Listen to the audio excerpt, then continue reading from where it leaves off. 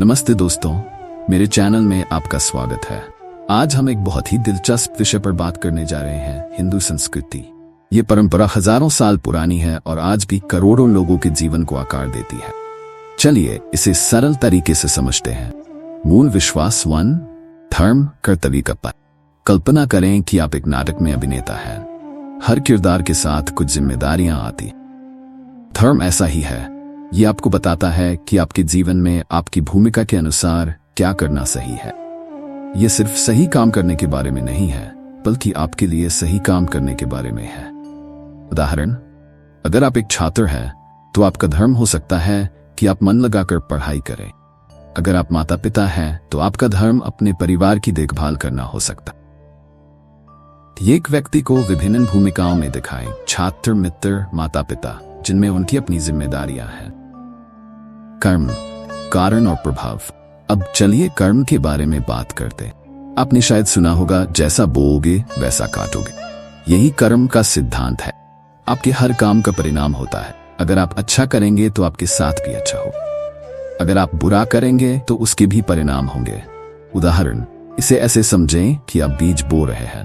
अगर आप करुणा और अच्छाई के बीज बोएंगे, खुशी और समृद्धि का बगीचा उगाएंगे। दृश्य, एक बूमरैंग को फेंकते हुए दिखाएं जो वापस लौटता है, या बीज बोते हुए और फिर उन्हें उगते हुए दिखाएं। संसार, जीवन का चक्र। हिंदू संस्कृति में जीवन को एक निरंतर चक्र के रूप में देखा जाता है, जिसे संसार कहते हैं। यह चक्र जन्म, जीवन, मृत्यु और पुनर्जन्म को शामिल करता है। यह माना जाता है कि आपकी आत्मा एक यात्रा पर है जो विभिन्न जीवनों से गुजरती है, जब तक कि यह पूर्णता प्राप्त नहीं कर लेता। उदाहरण, ये एक वीडियो गेम की तरह है जहां आप हर स्तर पर बढ़ते जाते हैं और अंतिम स्तर तक पहुंचने का प्रयास करते हैं। दृश्य, एक घूमती हुई पहिया या एक चरित्र को विभिन्न स्तरों पर खेलते हुए दिखाएं। मोक्ष, मुक्ति। हिंदू संस्कृति में अंतिम लक्ष्य इस संसार के चक्र से मुक्त होना है। इसे मोक्ष कहते हैं। ये एक लंबी दौड़ के बाद फिनिश लाइन तक पहुंचने जैसा है, जहां आपको शांति और आनंद मिलता है। उदाहरण, कल्पना करें कि आप एक भूल भुलैया में फंसे हुए हैं और मोक्ष उस भूल भुलैया से बाहर निकलकर एक शांत बगीचे में पहुंचना है। दृश्य, एक धावक को फिनिश लाइन पार करते हुए या किसी को भूल भुलैया से बाहर निकलते हुए दिखा। पवित्र ग्रंथ 1, वेद। आधार, वेद हिंदू संस्कृति के सबसे प्राचीन ग्रंथ हैं, जैसे जीवन के लिए प्राचीन निर्देशिका।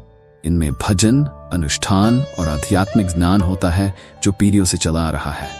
उदाहरण, वेदों को जीवन को ब्रह्मांड के साथ सामंजस्य में जीने के लिए खाका माने। दृश्य, प्राचीन स्क्रॉल्स या संस्कृत लेखन के साथ पुस्तकें दिखाएं। 2, उपनिषद, दार्शनिक ज्ञान। उपनिषद ऐसे ग्रंथों का संग्रह है जो जीवन के बड़े प्रश्नों पर गहराई से विचार करते हैं, जैसे मैं कौन हूं और वास्तविकता का स्वरूप क्या है।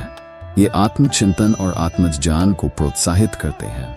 उदाहरण, ये एक ज्ञानी गुरु के साथ जीवन के अर्थ पर एक गहन बातचीत जैसा है। दृश्य, एक व्यक्ति को ध्यान करते हुए या एक पेड़ के नीचे चिंतन करते हुए दिखाए।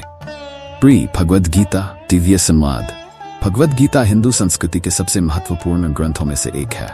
ये एक संवाद है राजकुमार अर्जुन और भगवान कृष्ण के बीच, जहां कृष्ण जीवन को सही ढंग से जीने के लिए मार्गदर्शन देते हैं।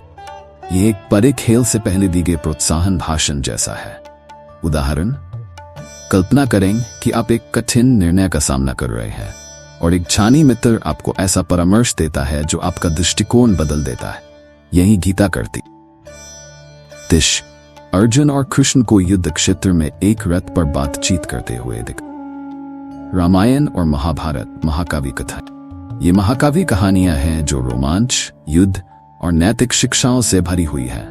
रामायण भगवान राम, उनकी पत्नी सीता और राक्षस राजा रावण के खिलाफ उनकी लड़ाई की कहानी है। महाभारत कुरुक्षेत्र के युद्ध और कौरवों और पांडवों के भाग्य की कहानी है।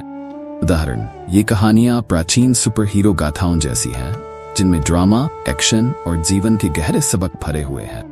दृश्य, राम और रावण की लड़ाई या कुरुक्षेत्र के युद्ध के दृश्य दिखाए। देवता 1, ब्रह्मा, विष्णु और शिव, दिव्य त्रिमूर्ति। हिंदू संस्कृति में त्रिमूर्ति की अवधारणा है, जो ब्रह्मा सृष्टिकर्ता, विष्णु पालक और शिव संहारक की दिव्य त्रिमूर्ति है। ये मिलकर ब्रह्मांड के विभिन्न पहलुओं का प्रतिनिधित्व करते हैं। उदाहरण, ये एक टीम की तरह है जो मिलकर सृष्टि, संरक्षण और परिवर्तन का काम करती है। देशी ब्रह्मा, विष्णु और शिव की मूर्तियां या चित्र दिखाई। देवी हिंदू संस्कृति में स्त्रीत्व की दिव्यता का भी बहुत महत्व है। देवी को कई रूपों में पूजा जाता है, जैसे दुर्गा जो शक्ति का प्रतिनिधित्व करती है, लक्ष्मी जो धन की देवी है और सरस्वती जो ज्ञान की देवी है। उदाहरण, इन देवियों को ताकत, समृद्धि और ज्ञान के विभिन्न रूपों के रूप में सोचें जो हमें हमारे दैनिक जीवन में मदद करते हैं। ऋषि दुर्गा, लक्ष्मी और सरस्वती की छवियां दिखा। त्योहार और अनुष्ठान हिंदू संस्कृति में त्योहारों और अनुष्ठानों का बहुत महत्व है और हर एक अपना महत्व है। उदाहरण के लिए दिवाली रोशनी का त्योहार, अंधकार पर प्रकाश की विजय का उत्सव है, जबकि होली रंगों का त्योहार, वसंत के आगमन और अच्छाई की बुराई पर विजय का उत्सव है। उदाहरण, हिंदू संस्कृति में त्योहार सिर्फ उत्सव नहीं है बल्कि जीवन के महत्वपूर्ण सबक की याद दिलाते हैं। दिवाली के दृश्य लोग दीपक जलाते हुए और होली के दृश्य लोग रंग लगाते। निष्कर्ष तो दोस्तों, हिंदू संस्कृति आध्यात्मिकता, दर्शन और दैनिक जीवन के अभ्यासों का एक सुंदर मिश्रण है जो लाखों लोगों को सार्थक जीवन जीने के लिए मार्गदर्शन करती।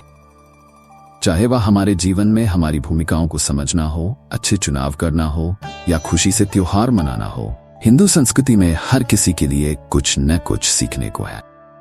मुझे उम्मीद है कि इस वीडियो ने आपको इस अद्भुत परंपरा की एक झलक दी होगी। इस तरह की और सामग्री के लिए लाइक, शेयर और सब्सक्राइब करना न भूलें।